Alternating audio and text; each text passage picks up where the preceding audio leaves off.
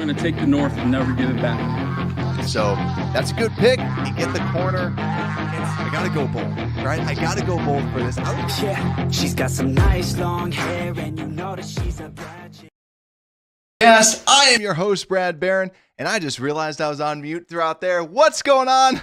Welcome back to the Unbearable Sports Podcast. I'm your host, Brad Barron, and happy Halloween, ladies and gentlemen. We just got done trick-or-treating, and I had the game on as we were trick-or-treating, and for those that are watching, you can see my outfit with this. Unfortunately, I'm not actually Maverick from Top Gun. That my son went as Maverick, and I am Rooster. That is the reason for the mustache for today. But I thought, hey, I'll keep this on because we had a terrible loss. And quite frankly, it was bad. And even if we won the game, what would we be saying right now? And I think even if we lost this game, we'd be kind of like, I'd be here today. And I was thinking about this, like, I ultimately, I would not feel great about this game. But instead, what we ended up having was just ultimately a Hail Mary, and we end up losing. But if you're out there on YouTube, if you want to, make sure to drop a like, subscribe. It helps out the show tremendously. And also, if you're listening out there, download the podcast. Everywhere you get your podcast, just search for Unbearable Sports. What's good, Shy Draxy out there? Top Brad? Yeah, maybe. I also saw when I was growing out the facial hair, some of you were saying pirate. You know, and so maybe I go as Captain Brad Sparrow next year. We'll see. We'll see. But my son loves Top Gun. We showed him the movie, and he's like, oh, my gosh. So we had to go for it. I wanted to be Maverick, but, you know, my son was like, hey, I get to be Maverick. So I'm like, okay, you do whatever you want. But also, Talking Man, what's good? Hope you're doing well. Saying run game is back on track. That for sure. The run game, definitely, that was looking good. And I think when we look at just the overall stats, right, we end up losing by 3 points, and it's not great, but we were only allowing some field goals. And if we just go through the summary, and right now I'm seeing already in the chat, we're getting some D's, some C's with how the Bears performed. And when we look at just the stats, offensively, Caleb having one of his worst games, 10 of 24, 131 yards, sacked only twice, but then the rushing attack, 196 rushing yards. So like what Taco Man's saying, with that run game, the run game really was back where we saw DeAndre Swift, 18 carries, 129 yards, 7.2 yards a carry, and the big 56-yarder. That was the big piece that we needed to see out of this game. And that's the thing. I like kind of going back to just how this game felt. I was watching this with one of my brothers and my dad, and we're sitting down in the basement, and my son, we're sitting down in the basement, and we're just going, listen, like this reminded me of the first couple of weeks or the first game, and then the second game, where you just saw Caleb be a little bit too antsy, a little bit too excited. And we're sitting there like, he needs to take a deep breath. He just needs to relax. He needs to chill. And that's one of the big takeaways for me is we have to start hotter. We can't just wait till the fourth quarter. We can't just wait to the third quarter to do anything. And this first quarter, it's the jitters. Like, why is that so difficult? Because this was something that Shane Waldron was really good at in Seattle. And just overall, it wasn't like we've been struggling out of the gate. And that's what's so frustrating about this game is that, hey, if you just put up a field goal and if you just have not so many 3 and outs at the very beginning, this is probably the Bears game. And that to me is the story, is that because everyone wants to point to Jaden Daniels, and Jaden Daniels, like this was the Jaden Daniels versus Caleb Williams bowl that everyone was talking about. And quite frankly, Jaden Daniels outplayed Caleb Williams. Like, it doesn't take a rocket scientist. It doesn't take an airplane pilot to figure that out.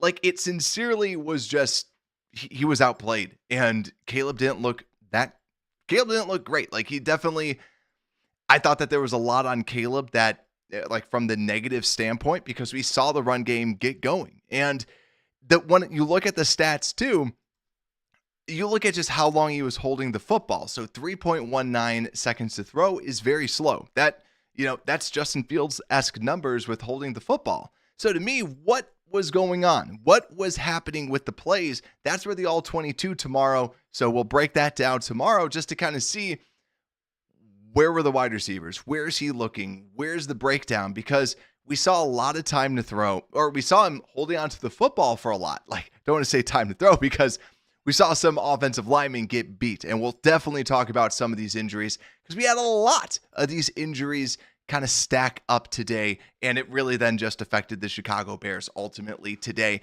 But ultimately, this was just it. Like I said, even if we won this game, ask yourself, would you really feel good about what just happened? Like, what just happened? Because we gave up a lot of yards. When you look at the yardage that the defense gave up, let me just move my face. We gave up a total of 326 passing yards to Jaden Daniels, and then also 168 rushing yards, and at 5.3 yards a clip. So the defense was just that typical bend but don't break today, but we were giving up a lot of yards. So just because the score was low, right? Like, that's good on their behalf. They did what they needed to do, but we were giving up a lot of yards too. It was a gross game to me. And if I was to fill out my own scorecard, yeah, I'd go more on that D or F. Like, it wasn't a great game. It really wasn't a great game. And especially when towards the end of the game, you started to see Caleb play better, and it wasn't great. Like, it really didn't feel good.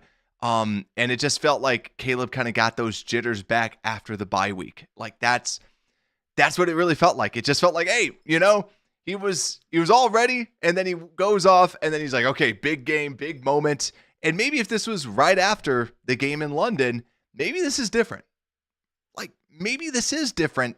And then you have the bye week coming back, and it wasn't pretty. It just generally was not pretty. And one thing too, I think overall, there's a lot of blame I feel that goes on to Caleb. We'll definitely watch this game back and just kind of verify that. There's blame on the offensive line. The person that doesn't get blamed, DeAndre Swift. He's the one that was breaking out these big plays, and they even said it on the broadcast, like what we've talked about. He hasn't gone through like the typical holes, but he's trying to get these big things like that, and it was working. And that's because nothing else was there, and you could at least lean on him a little bit more in that run game. But then, like we said, defense was just kind of holding their own. They essentially did their part. They gave up yards, but at the end of the day, they only gave up the touchdown at the very end. But besides that, they really weren't giving up too many yards. And the only other thing I want to talk about is just that last play. And I already see out there on Twitter, people are starting to talk about that last play that was a touchdown, because the thing that happened on that last play was it looked like TJ Edwards was playing a spy. And for those that don't know, a spy is when you basically prevent the quarterback from running and prevent the quarterback from scrambling and trying to run for like a first down. That makes no sense in a prevent situation. So to me, that's the only thing that kind of like rubs me the wrong way is he had over 12 seconds to throw the football, and he just had to at least send something. And we saw this with the Lions game. What was it? Not this week, but the week before. Dan Campbell sent like a blitz and just was like, you know what? Screw it. They're not going to expect this. They're going to have these long developing routes. Blitz them. And then it worked. So I felt like the Bears should have maybe not full out bring the house, but do something more like that where you're just kind of playing your standard defense. You're sending people to try and just disrupt something, and ultimately did not do too well. But ultimately, yeah, I agree with 7. Pain, agony, that's what it feels like. Missed challenges from Flus. That's the thing, too, that I haven't talked to. I have it in my notes all the time, but I do think that Flus needs to just like update. He needs to open up, like, whoever is in the booth figuring out the challenges. We need somebody else. We need somebody that listens to this show, because we need a Bears fan up there, man, for real. But also Truman saying, yes, because we found a way to win with an unusual bad game. Yeah, it just was bad. And then Joe saying, Brad, did you see Stevenson video during the Hail Mary? I did not, actually. I did not. Oh, he tipped the ball? Oh, so he was the one that ended up tipping it up? Ah, dang. Yeah, it was unfortunate. And we'll talk about the offense a little bit too, because, and actually I'll bring this up right now, because why not? The other thing that just kind of bugged me is when when we've watched this tape, we've seen that Doug Kramer, when he's out there, I love the idea, like we've said, I love the idea of having a big guy out there. I love the idea of him being the fullback. But what we've seen is every play that Doug Kramer's out there, he hasn't done anything productive. And he's really big. Like, that's the only thing that's a pro for him. He's not made good blocks. He's not done a lot of things. And now he fumbles the football. So I get it. And it's like, I love having a big boy back there, especially since he was a Chicago Bears fan growing up. Like, trust me, I like that. But every time he's out there, he really has not had a good game at the fullback position. So I'm not saying retire that, but at least kind of like hold them accountable. Like, hey, if we got rid of Kari Blasingame and we have you need to at least play like a fullback. You need to at least hit a block. You at least need to hold on to the football if we hand it to you. And that's the thing, right? If we get that touchdown, if we just end with the field goal, if we just give it to Roschon Johnson, this is a different game. This is 21 points for the Chicago Bears. This is an easy win. And now we're going to be talking here about the Bears winning by, over 6 points, over a touchdown. So that is something that we need to just think about too, is like those basic mistakes that the Bears had. Because the only other thing too is that, like, I have this in my notes as well, just stupid penalties. I was rewatching some of the game, like I said, because I was watching on my phone as we're taking the kids trick-or-treating. And so I'm watching a good amount of it. But I'm like, I just want to rewatch it just to make sure that I have everything when we were out. And yeah, stupid penalties. Like, we had that punt return. And then 92, Hardy gets a personal foul. Makes no sense. But he gets a personal foul. They move up 15 yards. Now they're in really good position to try and score. And then also, we end up getting a first down. But what ends up happening? We end up doing an illegal formation on that play, which blows the first down. And then right after that, we get a false start and ultimately have to punt it away after we got a first down. So key things like that. And also just illegal men downfield on a busted screen where Caleb's just kind of holding the ball a little too long. Hopefully something happens. And since he throws it, like that's a coachable moment, at least, I feel. But yeah, the fumble on the one to me was one of the biggest plays, because that just, if we don't have that, this is a different ball game. This is a different thing altogether. So yeah, y'all saying Stevenson tipped. Yeah, Joe was saying he was taunting the fans while the play was going on. Oh, really?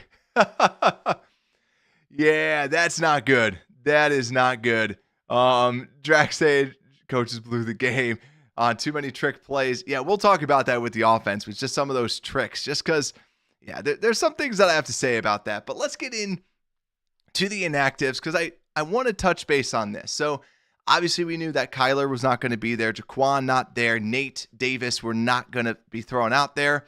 But something that I want to call out is Khalil Herbert being inactive.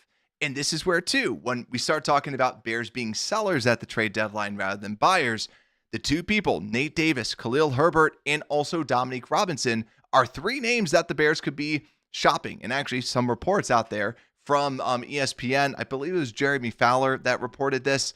In fact, Khalil Herbert, Nate Davis, I want to say Dominique Robinson was on that. Don't quote me on that. But I know for a fact Nate Davis and Khalil Herbert, those are some of the people that were trying to be shopped out there from the Bears side of things. But then Zach Pickens just continues to be banged up.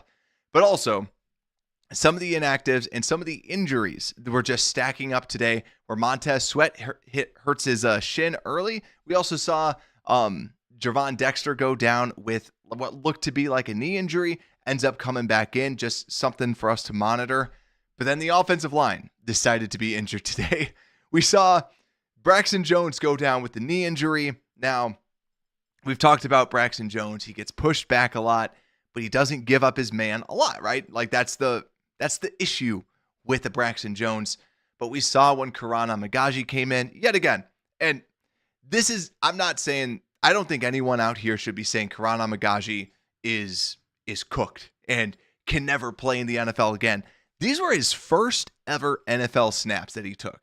In an NFL game, gets thrusted in there, never played a preseason game, never played in a mini camp snap, never played a training camp snap, never played any of those things. So I think we got to give him a break a little bit, like for how he played, because it wasn't great. And there was a couple times out there that he didn't do the right thing. But this is where if Braxton Jones is going to be out, Larry Borom will probably come in. I know that doesn't ease a lot of our minds, but this is where Karan Amagaji getting more reps, and then we can kind of see what we actually have at that backup left tackle position. But yeah, I don't think that we should be saying he's cooked, right? He's a rookie offensive lineman that just has never really practiced because he's been banged up. Like, we kind of knew this was going to be a redshirt year for him. But then we also saw Bill Murray go down with a chest injury, and also Tevin Jenkins go down with a knee injury as well. So, and then also DJ Moore always seems to go down with some sort of injury during the game. But the offensive line, this is where it was difficult. And this is one of the issues that we had was we saw when Braxton Jones went down, like we've said on this show. Braxton Jones is the epitome of like, at the tackle position. Could you do better? Yes, but you could do a lot worse. And we saw what a lot worse looked like today. We saw that. And I think ultimately just this offensive line, yeah, we just have to monitor these injuries. My guess is probably Larry Borum's going to be the left tackle moving forward, just coming off of IR. We'll just have to see the severity of the Braxton Jones, the Braxton Jones, ultimately just how bad of an injury that is actually going to be. But yeah, let's see what y'all are saying. Yeah, Joe just sent me the clip on X. Yeah, thank you. I got to see that. I might even pull it up right now. Sell the coaches is what Drax is saying. Ron, what's good? Saying Bears are going to tank for a good draft pick. And then, yeah. Yeah. Also, yeah, the candy buckets. So one good thing about having kids with peanut allergies is you get all like the Reese's peanut butter cups. So yeah, my kids have some of my kids have peanut allergies.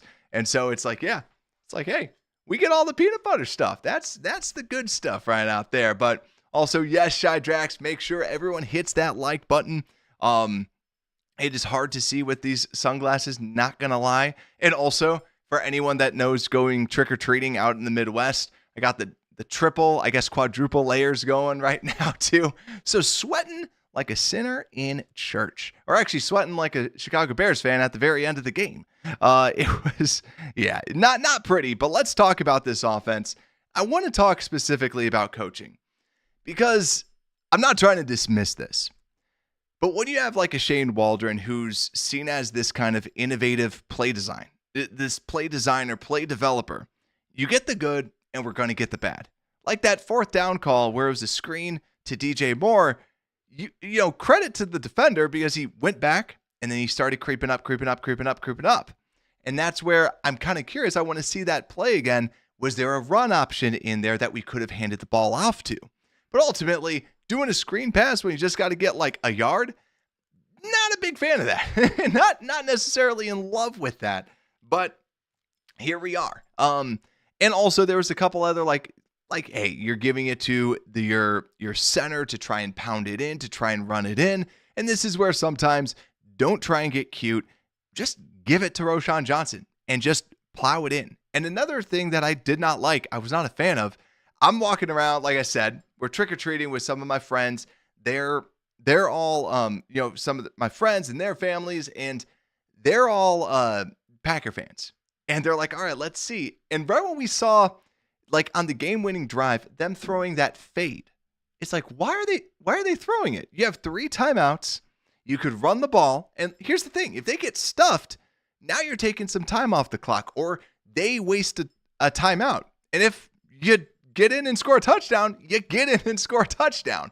And I think that's the thing that was a little like, yet again, there was a handful of those head-scratching plays that we saw out there. And throwing a fade is not an innovative play caller thing to do. That's just a dumb thing to do. So there's some of the cutesiness that he does, but then that to me was a little dumb. Just bad play call. Why are you trying to do that? Like, just simply run it in, because to me, there was no bad situation that could really happen if you're trying to just run it, just hand it to Roschon. Don't get cute about it, because yet again, you have 3 timeouts. And that's the thing that really has me scratching my head, because you gave them a lot of time on the clock.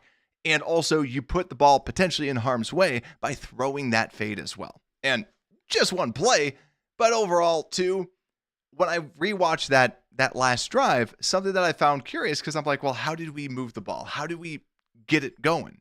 And a lot of the plays, the passes that we saw was Caleb outside of structure and just making like an unbelievable play rather than just playing within structure. So yet again, all 22 can't wait to watch it so we could see like, okay, why was it out of structure?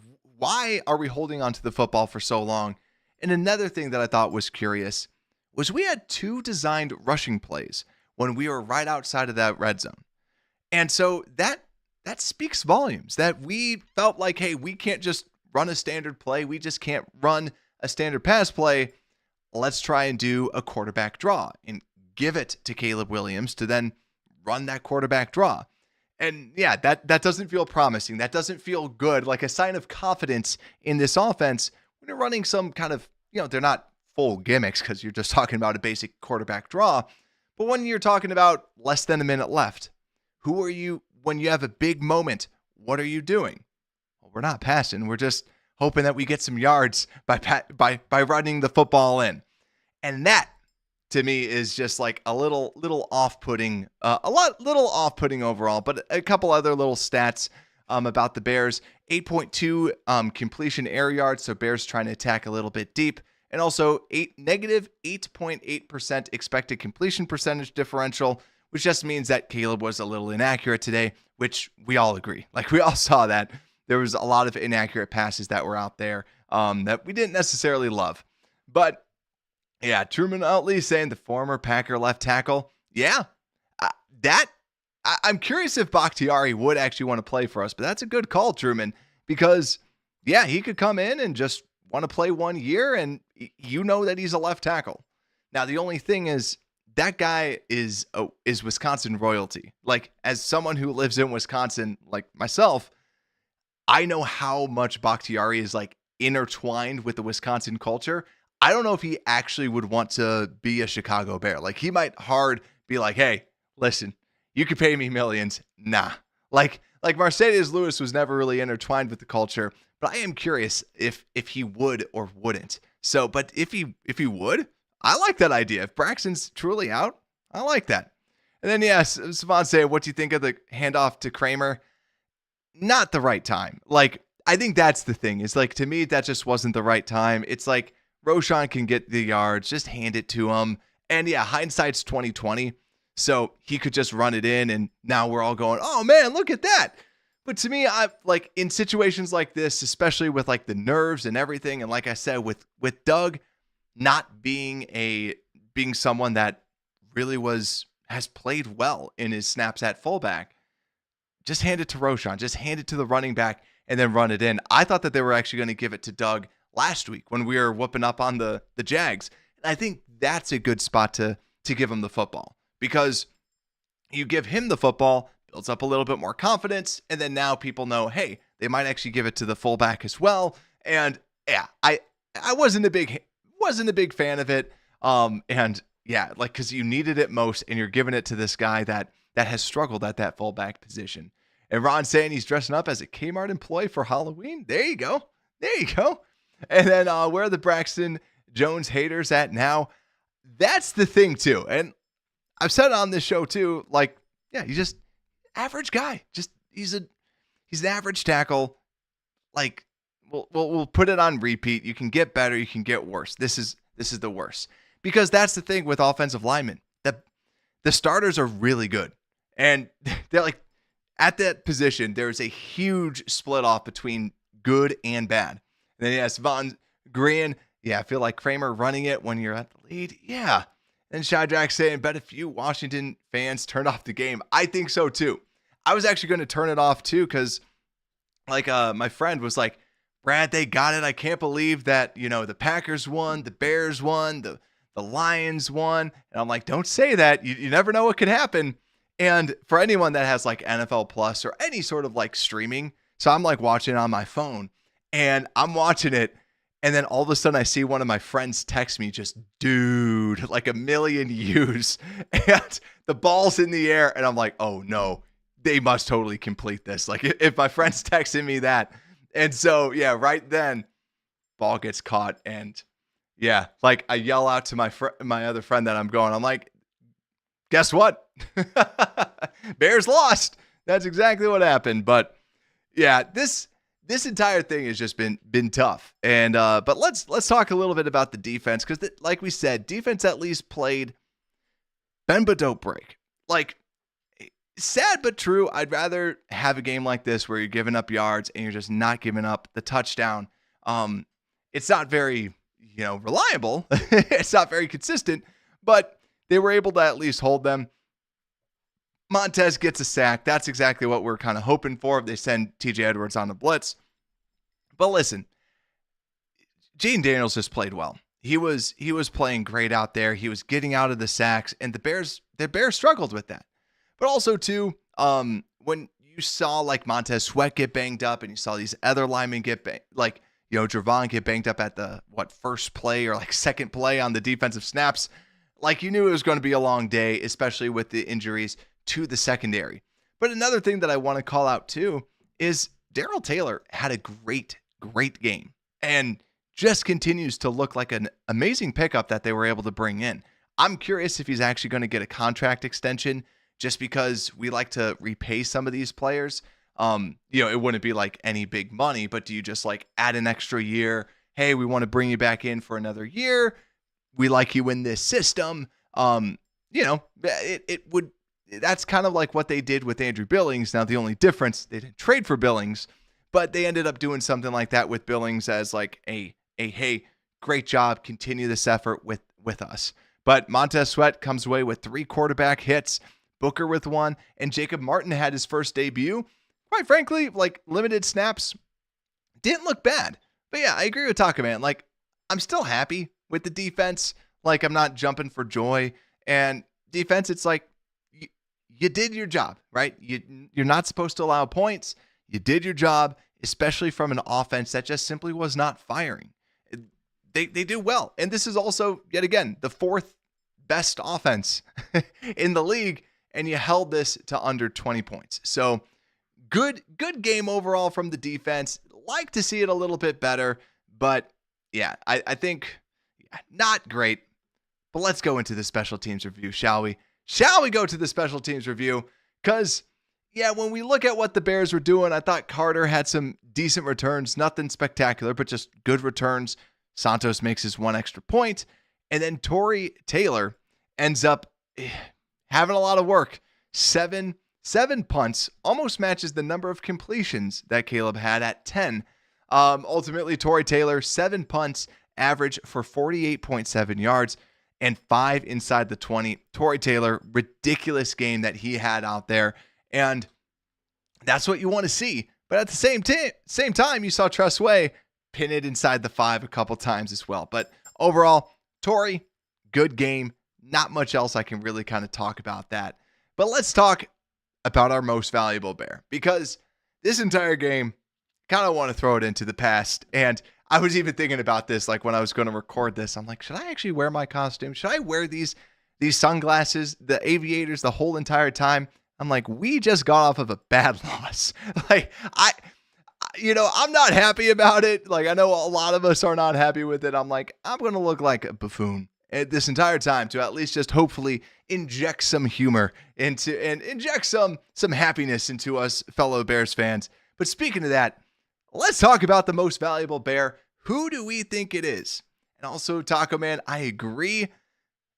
Brisker, Spidey, I can't wait till they come back, because you see the difference between having Spidey out there, having Kyler Man out there, besides like Blackwell, where Kyler, when you send him on those corner blitzes, just the burst, the pure acceleration, it's next level. And he's also a bigger corner too, so he's able to not just like if he's blocked, he can at least get off of those linemen. But who would you have as your most valuable Bear? I think when we're scanning here, defense, I don't really think anybody, because Stevenson, 9 tackles, Walker with 8, Hicks with 7, Edmonds with 10.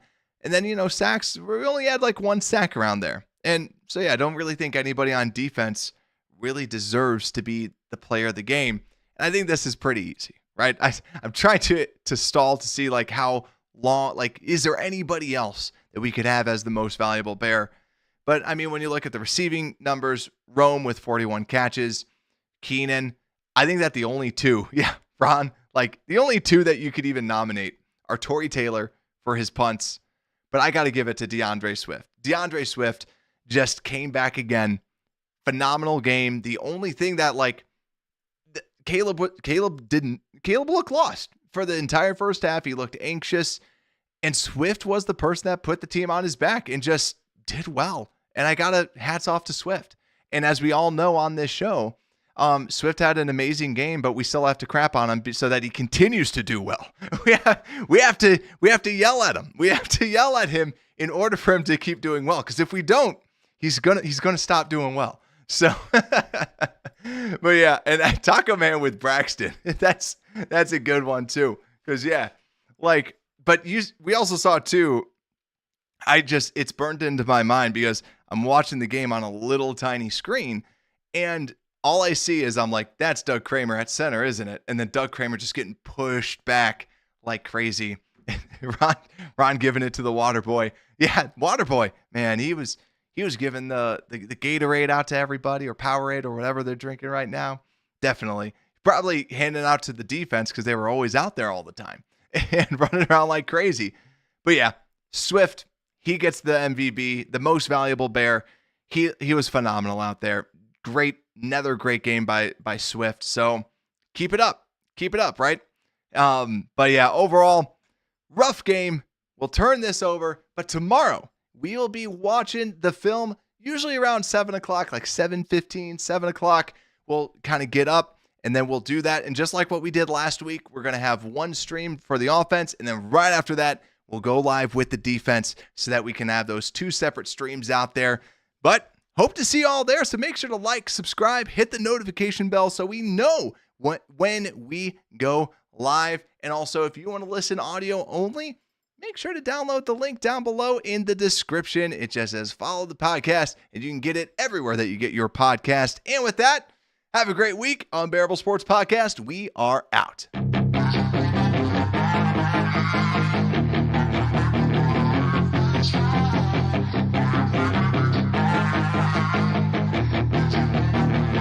Yeah, she's got some nice long hair, and you know that she's a